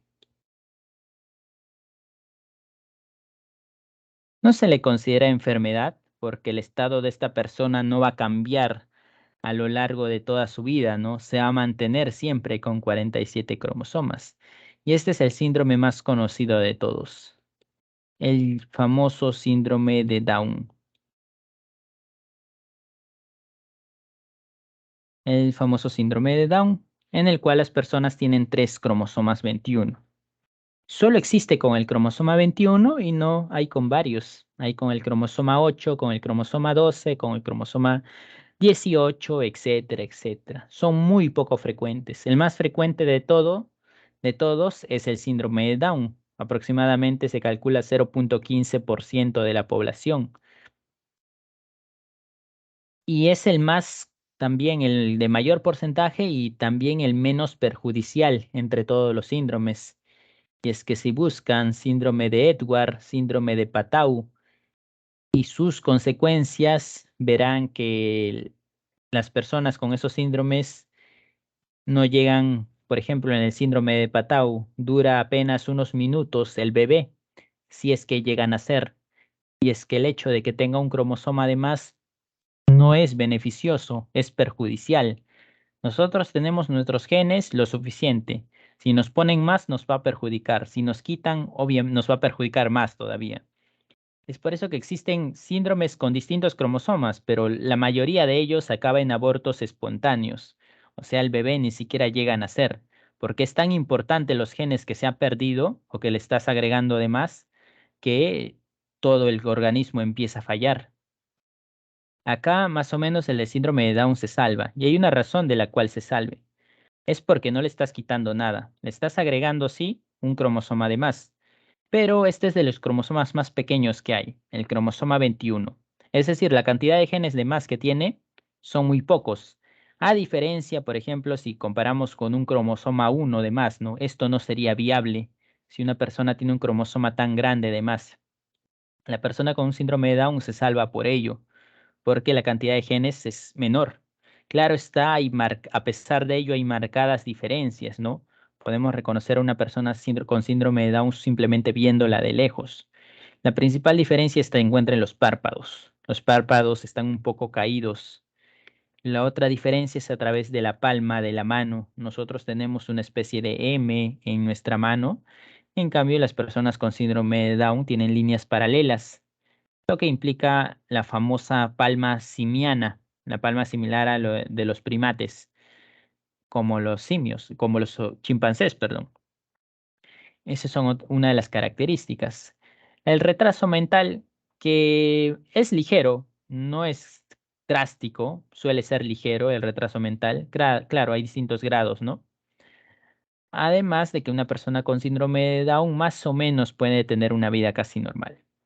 Es dependiente de sus padres, más dependiente de lo que sería una persona normal, pero con el cuidado debido. Incluso hay personas con síndrome de Down que pueden llegar a tener un trabajo y que pueden llegar a tener, incluso tener su propia familia y casarse y hasta tener hijos. Y los hijos no van a nacer con síndrome de Down, no, no funciona así.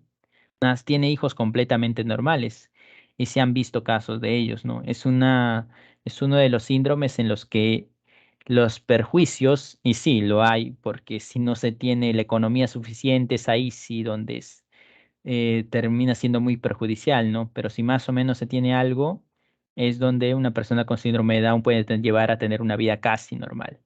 En el resto, en la mayoría de los síndromes, tienden a tener demasiadas cosas perjudiciales, los cuales no son muchos, ¿no? Como les digo, la gran mayoría acaba en abortos espontáneos. Bien, esos son las llamadas aneuploidías, entonces. Hasta acá, ¿tienen alguna consulta? O si no, pasamos a la siguiente diapositiva.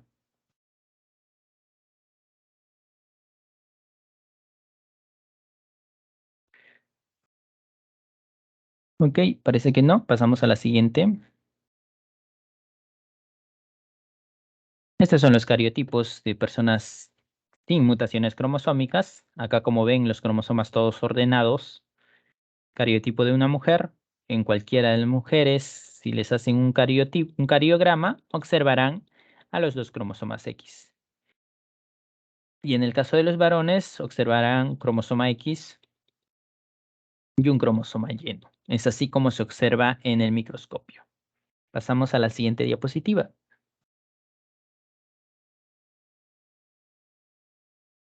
Bien, siguiendo con el tema de los aneuploidías y los síndromes, hemos mencionado el síndrome de Down, que es un cromosoma autosómico, ¿no? El cromosoma 21. Ahora hablaremos de los síndromes relacionados con cromosomas sexuales. El primero, síndrome de Turner. ¿Por qué se caracteriza esta persona? Para empezar, es una mujer que no tiene un cromosoma lleno. Es una mujer, tiene 45 cromosomas. Es decir, solo va a haber un cromosoma X. Le pueden poner X o le pueden poner X0 también. Porque ya saben, el 0 representa la ausencia del cromosoma X, ¿no? Ausencia de un cromosoma X. Características de una persona con síndrome de Turner. Talla baja, tórax ancho. ¿Cuál más podemos ver? Cuello corto. Esas son las características principales. Talla baja, cuello corto, tórax ancho. Pero la más importante de todas es esta de acá. Ausencia de menstruación. ¿Eso a qué lleva? Eso a que lleva a que sea infértil. Persona con síndrome de Turner es infértil. Acá nos dice, ¿no? Disgenesia gonadal, ovarios ausentes o pequeños y sin folículos. Acá no hay folículos, no hay menstruación, obviamente no se produce lo que es el óvulo, no hay ovulación, obviamente. Una persona con síndrome de Turner entonces le falta un cromosoma X y a partir de acá puede surgir una pregunta. Le falta un cromosoma X y el cromosoma X es un cromosoma grande. Esto no implicaría que le falte una gran cantidad de genes y bueno, hay que recordar que el cromosoma X, uno de los dos cromosomas X, se inactiva. Vamos a teñirlo con color azul. Uno de los dos cromosomas X se inactiva. De tal manera que la cantidad de genes que hay en ese cromosoma X inactivado no depende del tamaño, no son pocos, porque la gran parte se inactiva. Es así que ese cromosoma X, el faltante, va a ser el cromosoma X inactivado. La persona con síndrome de Turner no va a tener cromosoma X inactivado y eso significa que no va a tener el llamado corpúsculo de Barr. No tiene un corpúsculo de Barr. Por si alguna vez les preguntan, ¿no? Que se hace el cariograma a una mujer de talla baja y se observa que no presenta corpúsculo de Barr. ¿Qué significa esto? Que la mujer tiene síndrome de Turner. Las personas con síndrome de Turner no tienen corpúsculo de Barr. Corpúsculo de Barr es el cromosoma X inactivado. Obviamente, si solo tiene un cromosoma X, ese cromosoma X no se va a inactivar. Ese está ok, está activo. Porque si este se inactivara, ya esto sería inviable, ¿no? Acá sí existen varios genes que son necesarios. Acá el que desaparece, el que no va a estar, es el corpúsculo de Barr.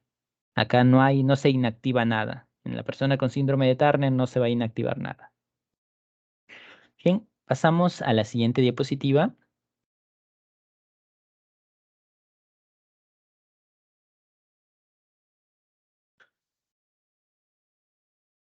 Personas con síndrome de Klinefelter. ¿Cuál es el cariotipo?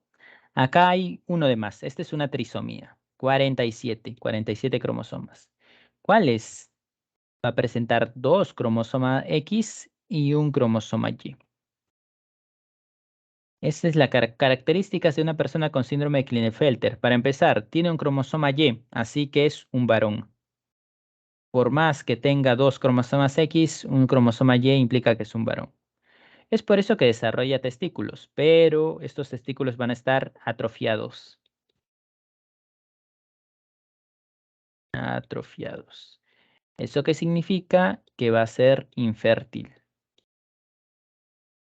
Persona con síndrome de Klinefelter es infértil. Características principales. Desarrollo de pechos, conocido también como ginecomastia, porque va a desarrollar diversas características que son muy similares al de una mujer, como el desarrollo de pechos, como las caderas amplias, por ejemplo, como el pelo pubiano femenino también, por ejemplo, ¿no? Características propias de una mujer. ¿Y por qué las tiene? Precisamente porque tiene un cromosoma X de más. Ahora, acá se debe mencionar lo siguiente. Siguiendo con el tema de que un cromosoma X se inactiva, acá va a pasar lo mismo. Esta persona presenta dos cromosomas X, por lo tanto, uno va a estar ok y el otro sí tiene que inactivarse. Acá este segundo cromosoma X se va a inactivar, así como sucede en las mujeres. Es por eso que si te dicen, si un varón presenta el llamado corpúsculo de Barr, ¿a qué síndrome hace referencia? Hace referencia al síndrome de Klinefelter. Acá los varones presentan corpúsculo de Barr. ¿Por qué? Precisamente tiene un cromosoma X de más. Tiene que inactivarse sí o sí. Si no, la carga genética sería muy alta y sería inviable su existencia. Acá uno de los cromosomas X se inactiva. Y el cromosoma Y, todo ok, ¿no? No hay ningún problema. Gracias a este cromosoma Y es precisamente que se desarrollan los testículos, pero no de la forma correcta. Es por eso que resulta infértil. Y todas estas características que son propias de las mujeres, ¿a qué se debe? A este cromosoma X, ¿no? Que está inactivado, pero no en su totalidad, sino que hay partes ahí, que hay algunos genes que son responsables de estas características como tal. Bien, hasta aquí, ¿alguna pregunta? O si no, pasamos a la siguiente diapositiva.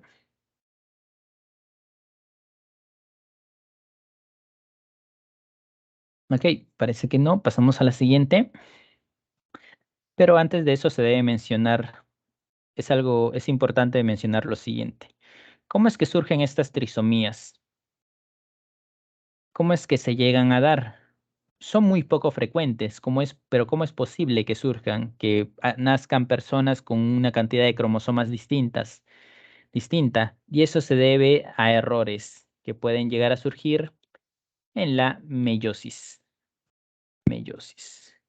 ¿Qué sucede en la meiosis? Recordemos, en la meiosis la cantidad de cromosomas se reduce a la mitad y es propia de los gametos, ¿no? Tenemos, por ejemplo, acá un gameto en la cual en la meiosis normal se debe reducir a la mitad. Pondremos como ejemplo acá a lo que es los espermatozoides, ¿no? Se debe obtener entonces dos espermatozoides haploides. ¿Qué sucede entonces en una meiosis normal? Vamos a poner lo siguiente. Poner esto de acá vamos a poner el cromosoma X y acá vamos a poner el cromosoma Y. Hay una parte que se llama metafase 1, ¿no? Recuerden en la profase 1, ¿qué sucedía? Los cromosomas homólogos realizaban recombinación genética, ¿no? Y se unían y en la metafase 1 se alineaban en el ecuador de la célula. Acá el par de cromosomas homólogos. Y el uso cromático se encargaba de conectar con el cinetocoro, ¿no? De los cromosomas homólogos. Acá y este se va a colocar acá. De tal manera que jalen, iban a separar a los cromosomas homólogos. E íbamos a tener esto de acá. Una célula así. Y el cromosoma X iba a salir para acá. Y el cromosoma Y iba a ir al otro polo, ¿no? ¿Gracias a quién? Gracias al uso cromático que iba a estar jalando. Para finalmente se obtenga lo siguiente, ¿no? Se obtenga dos células. Al final una de ellas va a tener al cromosoma X y la otra va a tener al cromosoma Y, ¿no? Ese es en caso de los gametos masculinos, ¿no? Pero en gametos femeninos es lo mismo, ¿no? Los cromosomas homólogos deben separarse de esta manera. Eso es lo normal, eso es lo que normal. Ahora, ¿qué sucede si cometen un error acá? Que vamos a ver lo siguiente. Por acá, de una vez vamos a dibujar esto. Y esto de acá de una vez. Acá tenemos el cromosoma X. Y acá vamos a poner al cromosoma Y. Igual, está pegado al cromosoma X. Y el uso acromático se encarga de conectar, ¿no? Y supongamos que conecta acá al cromosoma X. Pero como les digo, las células no son perfectas y cometen errores. Acá el uso cromático no conecta con el cromosoma Y, sino se va para otro lado. ¿Eso qué va a significar? Va a significar lo siguiente. Este es el centrosoma que va a tener su uso cromático. Y como acá solo conectó con el cromosoma X, jaló al cromosoma X. Pero el cromosoma X está pegado al cromosoma Y. Acá está pegado. Y acá no jaló nada respecto a estos, ¿no? Respecto a cromosomas sexuales no jaló nada.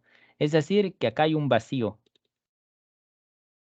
Es así que en el momento de la separación que vamos a tener lo siguiente, que a la hora de dividirse la célula, esta célula de acá va a obtener entre sus cromosomas sexuales al cromosoma X y al cromosoma Y, a los dos juntos, cuando no debería de ser así, ¿no? Debería ser uno u otro. Y en cambio acá no va a tener a ninguno, va a estar vacío, va a estar en blanco. Y estos van a ser los futuros, como son gametos masculinos, los futuros espermatozoides, ¿no? Ahora, ¿qué sucede si este se encarga de fecundar a un ovocito normal, ¿no? Que es X.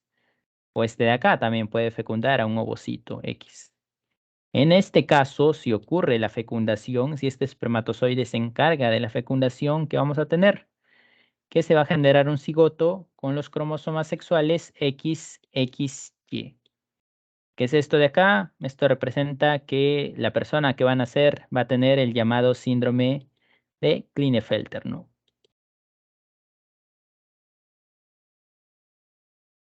Mientras que el otro va a ser, ¿qué cosa? Ovocito, cromosoma sexual X, y acá cromosoma sexual ninguno. Este no tiene ninguno. De tal manera que esta persona solo va a tener un cromosoma sexual, que es el X. ¿Cómo se les llama? Síndrome de Turner. Y de esa manera llegan a desarrollarse los síndromes que hemos mencionado. Así como puede pasar en el espermatozoide, puede pasar en el ovocito. Y de hecho, mayores veces en la que ocurre estos síndromes, que también no solo es en cromosomas sexuales, ¿no? El cromosoma 21 también se desarrolla de la misma manera, es debido a errores de meiosis en los ovocitos o en los óvulos o en los gametos femeninos. ¿Por qué?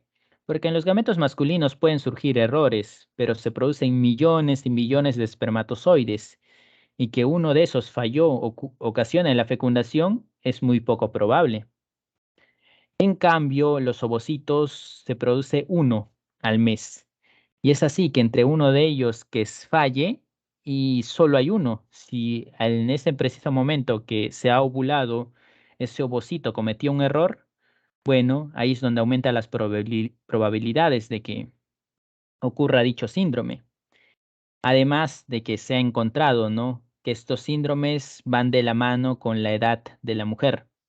Es decir, mientras más aumente la edad de la mujer, hay más probabilidades de errores en la meiosis. Por lo tanto, mientras más alta sea la edad y tenga un hijo, hay más probabilidades de que tenga uno de estos síndromes, ¿no? Sobre todo el síndrome de Down, ¿no? Que resulta el síndrome de mayor frecuencia. El resto, Turner, Klinefelter, la frecuencia es muy baja. Uno en 5.000, uno en 10.000, uno en 20.000 aproximadamente, ¿no? Y se ha encontrado, ¿no? Que se debe a errores de la meiosis principalmente en los gametos femeninos. Bien, pasamos a la siguiente diapositiva.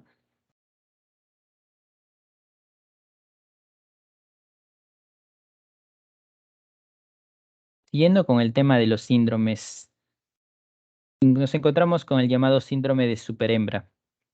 ¿Por qué se llama así? Porque hay 3 cromosomas X. Características: altura mayor al promedio. En este caso, la persona con síndrome de superhembra, a diferencia de las otras dos, Turner o Klinefelter, es casi una persona normal. Es muy difícil de distinguirla. En este caso es esta persona, ¿no? Y casi parece una persona normal. Esta característica no es una diferencial, ¿no? La altura mayor al promedio. El desarrollo sexual es normal. Algunas veces puede ser infértiles, otras veces no. No es netamente infértil como en síndrome de Turner, ¿no? Además de que puede presentar ligeros discapacidades intelectuales, pero no son drásticas. Eso lleva a que esta persona con síndrome de superhembra tenga una vida casi normal. No hay muchos problemas en ello. Ahora, vemos acá sus cromosomas X. Pregunta, ¿cuál se inactiva, cuál se activa? Uno de esos cromosomas X va a estar normal. Normalmente uno se inactiva, ¿no? Pero ¿qué pasa con el tercer cromosoma X? ¿Se va a activar o se va a inactivar? Por lógica tiene que inactivarse, porque si no se inactivara serían muchos genes de más, y eso sí generaría consecuencias muy drásticas y graves, ¿no? Por lo tanto, acá deben recordarse que estos dos cromosomas X se van a inactivar. Ese cromosoma X de más se va a inactivar. Es por eso que las personas con síndrome de superhembra presentan dos corpúsculos de Barr. Dos corpúsculos de Barr. Porque los dos de 3 cromosomas X se inactivan. ¿Bien? Dos corpúsculos de Barr. Y también mencionaremos acá al llamado síndrome de supermacho. ¿Y por qué se le llama así? Se le llama así porque la persona tiene 2 cromosomas Y. Este es el cariotipo de una persona con síndrome de supermacho. XYY, un cromosoma Y de más. Esta persona tiene una vida casi normal, es fértil, es alto, si una de las características es la altura, por encima del promedio, pero no es una discriminante, ¿no? Tiene una vida casi normal y no se diferencia mucho de las personas normales. Bien, así que acá tanto la persona con síndromes superhembra como supermacho tienen una vida casi normal. No hay muchas diferencias. Quizás sea por la cantidad de genes que tiene de más, pero al final termina siendo pequeño, ¿no? El cromosoma Y, recuerden, es un cromosoma pequeño. Y acá el cromosoma X que tiene está inactivo, por lo tanto los genes de más que tienen son pocos también. Por ende, llevan una vida casi normal. Y características igual muy similares a las personas a las personas sin enfermedades o sin síndromes. Pasamos a la siguiente diapositiva.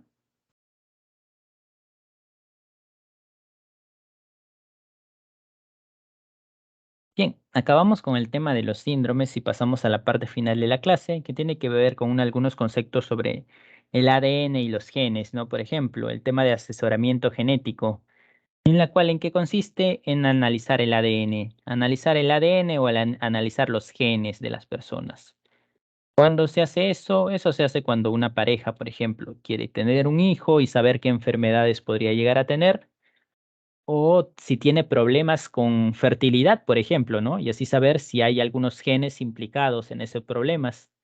Asimismo, si uno quiere conocer acerca de una posible enfermedad que puede llegar a tener, ahí se realiza el asesoramiento genético, que realizan a evaluar tus genes, ¿no? Evaluar tus genes, evaluar tu ADN.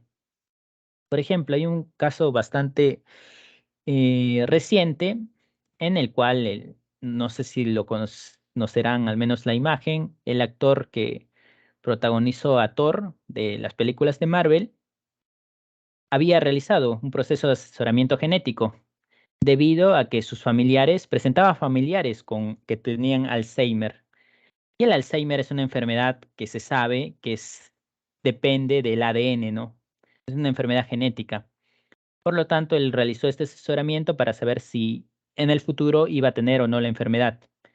Es así que analizaron sus genes y llegaron a la conclusión de que había una alta probabilidad de que tenga Alzheimer. Probablemente no en 5 ni en 10 años, sino cuando tenga 70, 80 años, ¿no? No se menciona mucho acerca de ello. Es así que él puede saber o predecir que va a tener la enfermedad. Se puede predecir que va a tener la enfermedad a través de los genes. Y es eso posible, sobre todo con enfermedades de la cual son responsables los genes, ¿no? Como el Alzheimer, por ejemplo, como lo que podría ser el cáncer, por ejemplo, como lo que podría ser la diabetes, por ejemplo, etcétera, ¿no? Son enfermedades en la cual no es que va a tenerla sí o sí, sino que hay mayor predisposición a presentarla. Y eso se realiza a través de la evaluación de los genes, cosa que ahora es posible. Es por eso que siempre los doctores o los médicos te preguntan cuando te quieres diagnosticar una enfermedad si tus parientes tienen dicha enfermedad. Por ejemplo, si tienes parientes con cáncer, hacen mayor énfasis en el cuidado que debes de tener con tu dieta para así disminuir la probabilidad de que tengas cáncer. Lo mismo con la diabetes. No es lo mismo que si tienes parientes con diabetes, sobre todo tus padres, ahí se hace mayor énfasis. ¿Por qué? Porque los genes se heredan. Y si tus familiares tienen diabetes, lo más probable es que tú también tengas dichos genes que están predispuestos a la diabetes. Si no hay dinero, evaluamos entonces a nuestros familiares, ¿no? Si tienen dicha enfermedad o no. Acá se van directo al grano y te evalúan los genes para saber si tienes dichos genes o no que están relacionadas con diversas enfermedades. Bien, pasamos a la siguiente diapositiva.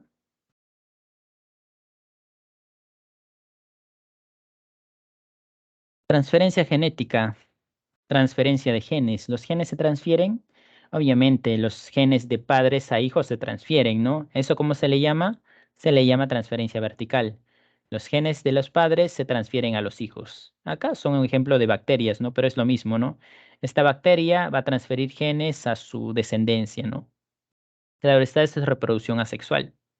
Ahora, así como hay transferencia vertical de padres a hijos, hay también la llamada transferencia horizontal, aunque eso ya lo hemos visto, ¿no? Esa es la famosa conjugación, en la cual una bacteria se conecta con otra a través del llamado pili, para que de esa manera transfiera genes de los plásmidos, ¿no? Y así esa bacteria tenga genes que antes no tenía. Esa es la conjugación, transferencia horizontal. Organismos genéticamente modificados. Esto consiste, como lo indica precisamente su nombre, el agregar genes a organismos que antes no lo tenían. Como por ejemplo, lo que se hizo hace unas décadas es aislar un gen, el gen de la insulina, e insertarlo en una bacteria, para que de esa manera la bacteria produzca insulina. Y la insulina que consumen los diabéticos es una insulina derivada de una bacteria genéticamente modificada. Eso tuvo un beneficio muy grande porque abarató el precio de la insulina. Antes era muy cara porque se la extraía a partir de los cerdos. Como la insulina de los cerdos era muy similar a la del ser humano, se extraía a partir de los cerdos, obviamente se sacrificaba a muchos cerdos y de esa manera se utilizaba ese medicamento. Era muy caro. En cambio ahora con bacterias, las bacterias se reproducen muy rápidamente, por lo tanto pueden producir grandes cantidades de insulina. Pero no solo se pueden modificar bacterias, se modifican animales, se pueden modificar plantas y eso es algo que ya se está haciendo. Esos son los famosos transgénicos. Transgénicos. En la cual las plantas agregas genes o modificas genes, pero no por las puras. Lo haces para obtener beneficios y para que se obtenga ventajas a través de las plantas. Por ejemplo, hay una especie de arroz dorado en la cual ha sido modificada para que produzca vitamina A, de tal manera que las personas que consuman ese arroz dorado a su vez van a consumir vitamina A teniendo mayor capacidad de nutrición a través de lo que es el consumo de ese vegetal. Y lo mismo con otros vegetales, ¿no? También es para mejorar a las plantas. ¿Mejorar en qué sentido? Resistan mejor las sequías, resistan mejor los vientos, para que puedan crecer en lugares con muy bajas temperaturas, como por ejemplo en regiones altas de los Andes, donde no crecen muchas plantas. Puedes modificar a otras plantas para que crezcan ahí y de esa manera solucionar o amortiguar el problema de la hambruna mundial, ¿no? Eso resulta ser el objetivo y la principal ventaja de los transgénicos. No solo en plantas, sino en animales. Claro, en animales es un poco más en beneficio de la empresa, ¿no? Por ejemplo, modificar vacas para que crezcan más rápido, para que obtengan mayor masa muscular y se obtenga mayor carne.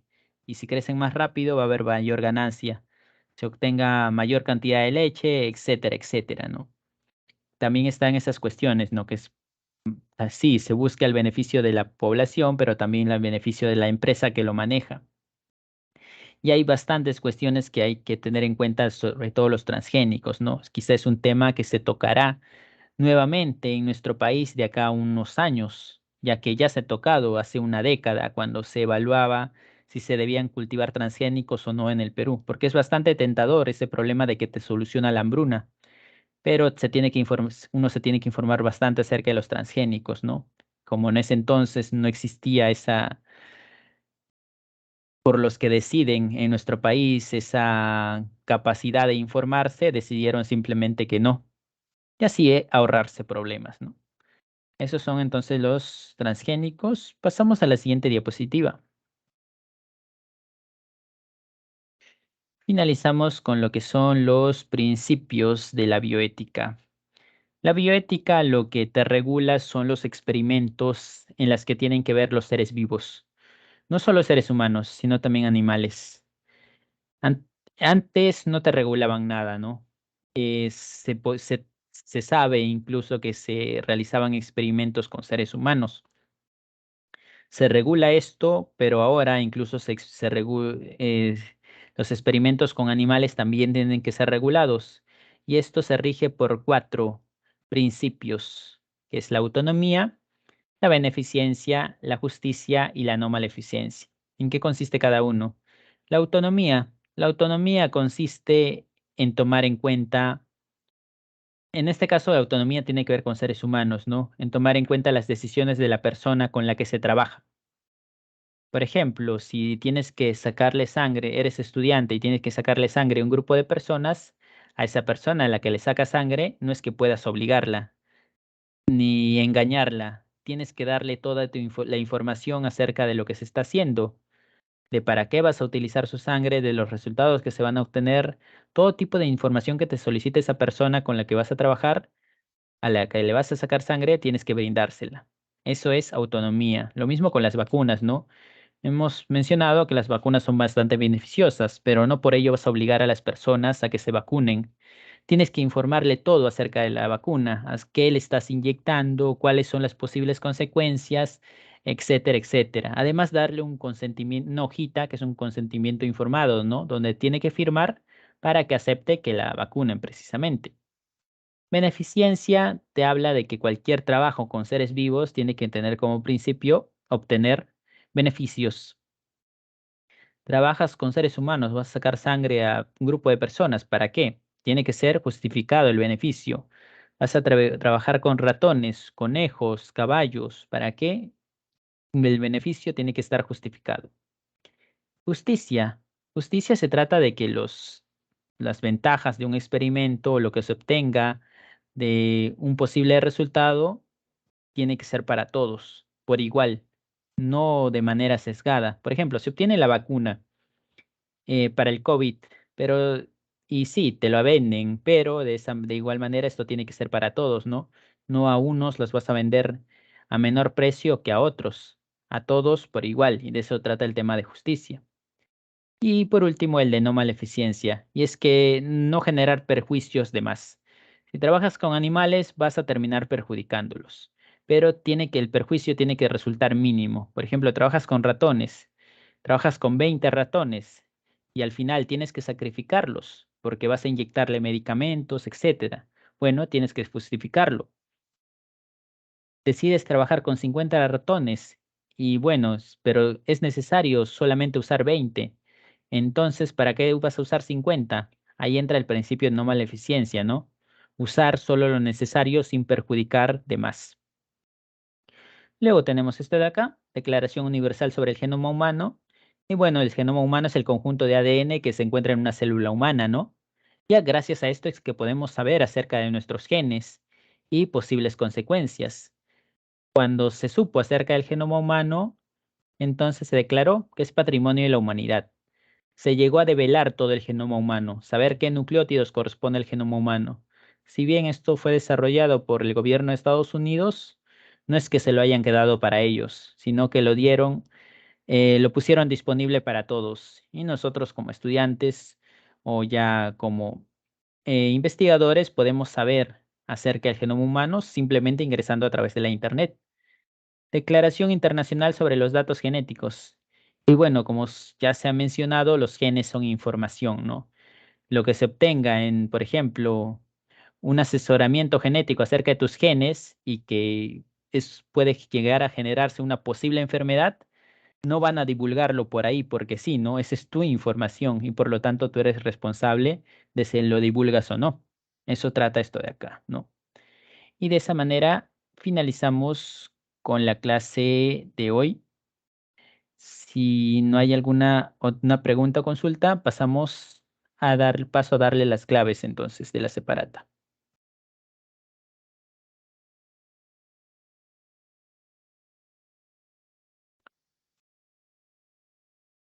Sí, parece que no. Paso a darle las claves entonces.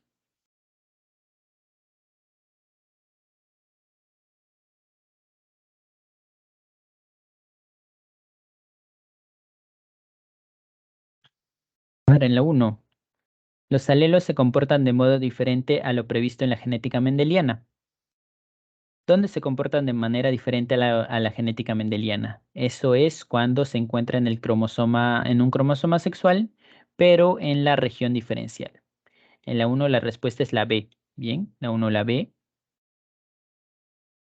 En la 2, cierto ave presenta un alelo dominante ligado al sexo, que expresa plumas con bandas blancas en adultos. El alelo recesivo produce plumas normales. Si se cruza un macho de plumas con bandas homocigoto y una hembra con plumas normales, ¿cuál será la proporción fenotípica en la F2? Y esa es una pregunta un poco larga, ¿no? Acá vamos a brindarle directamente el solucionario. Tenemos lo siguiente, el alelo dominante. ¿Cuál es? para plumas con bandas, el alelo recesivo, plumas normales. ¿Qué te dice? Macho de plumas con bandas, homocigoto. Esto son aves, así que el macho es ZZ. Esto es homocigoto, no pluma con bandas. Y una hembra con plumas normales. Hembra aves ZW. Plumas normales, el recesivo. Realizamos el cruce y obtenemos la F1, ¿no?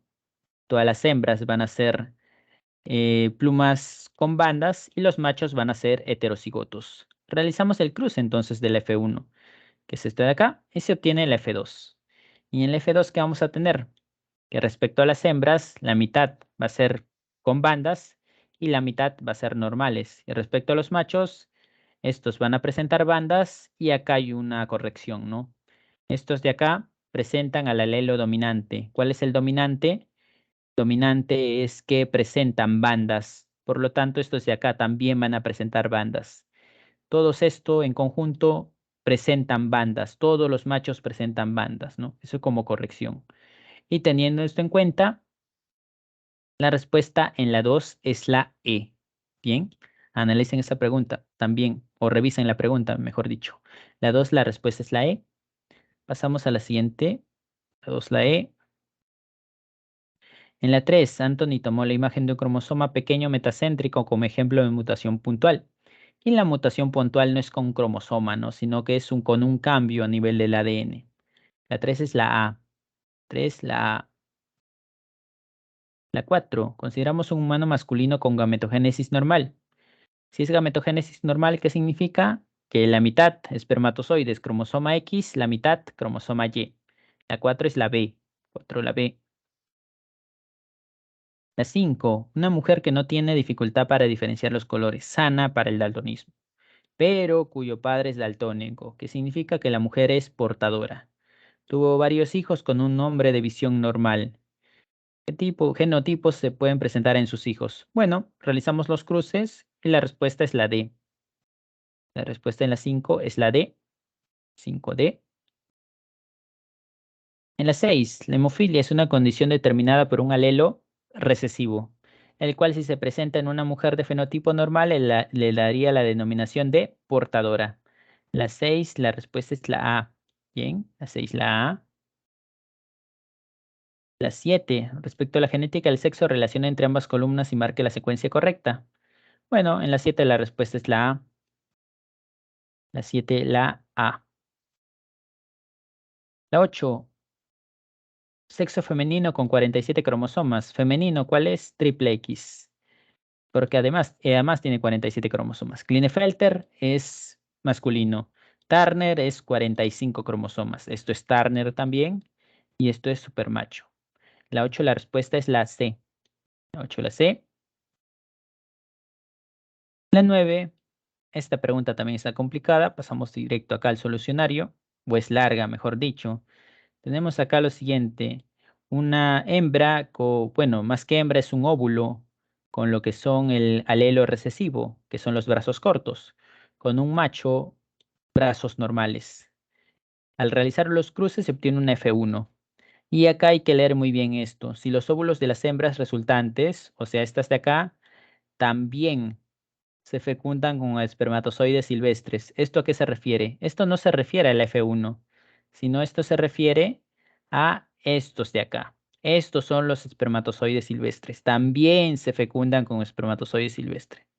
Esta palabra es clave, ¿no? También se fecundan con espermatozoides silvestres. Y además que silvestres son los originales, ¿no? O sea, estos de acá. Es así que el cruce tiene que ser entre estas con estos de acá. Y esto es lo que tenemos, ¿no? Obtenemos esto de acá. La respuesta es la C. Evalúen también esta pregunta. La 9 es la C. La 10, síndrome de Turner. Muy baja estatura, ¿no? Nulo desarrollo sexual, síndrome de Turner. La 10, la E. La 11, la respuesta es la A. La 11, la A. La 12, la respuesta es la B. La pregunta también es interesante. En la 12, evalúenla también. Ahorita no nos da tiempo porque ya acabó lo que es la hora, pero en la 12 es la B. 12 la B. En la 13 la respuesta es la E, 25%. La 13 la E. La 14, hipertricosis, ¿no? Es hijos con hipertricosis e hijas normales. La 14 es la E. 14 la E también. 13 y 14E. Y finalmente la 15 la respuesta es la A. La 15 la respuesta es la A. Bien. Y de esa manera finalizamos con la clase de hoy. Espero hayan entendido la mayor parte.